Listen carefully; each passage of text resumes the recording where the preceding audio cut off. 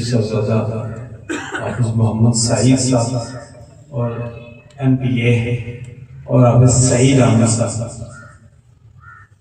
اور پھر اس کے بعد ان کے بھانجے صاحبزادہ حافظ نعیم احمد صاحب صدر جمعیت علماء پاکستان ضلع اڈا، دنیا فانی کو چھوڑ کر چلے گئے۔ جانے کے بعد بھی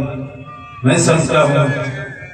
صرف آستانہ عالیہ دریا رحمت شریف ہی نہیں، بحر الحق شریف ہی نہیں،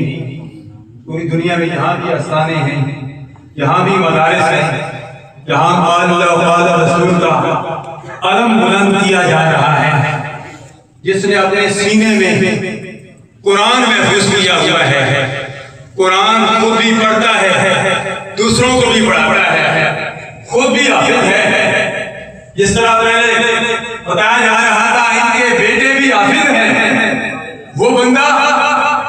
ظاہری طور پر تو ہماری نظروں سے اوجھل ہو جاتا ہے، لیکن حقیقت میں وہ بندہ مرتا نہیں ہے، وہ زندہ ہوتا ہے۔ اس لیے زندہ ہوتا ہے کہ اس کے دل میں قرآن ہوتا ہے، اس کے دل میں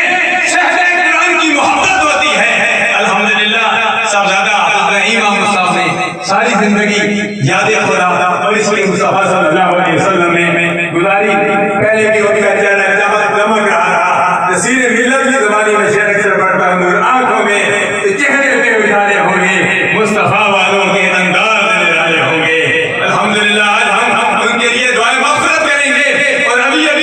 حافظ داد محمد فاروقی صاحب الحمدللہ حرمین شریف آئے ہیں، وہ ان کے لیے شیخ یابی کے لیے دعا کرتے رہے، اب ہم ان کی دعائیں مغفرت کے لیے دعا کرتے ہیں۔ سرکار نے خود بھی استغفار پڑھی ہے 70 مرتبہ یا 100 مرتبہ، سفارش بھی نہیں پڑھی کہ سرکار کو لگا رہے ہیں ہماری امت کے لیے، ہمیں یہ درس دیا میں نبی ہو کے استغفار پڑھتا ہوں، امتی تم بھی استغفار پڑھا کرو۔ اللہ تبارک و تعالیٰ کی بارگاہ میں دعا ہے، اللہ تبارک و تعالیٰ تمام فیملی کو، تمام پسماندگان کو اللہ تبارک و تعالیٰ سب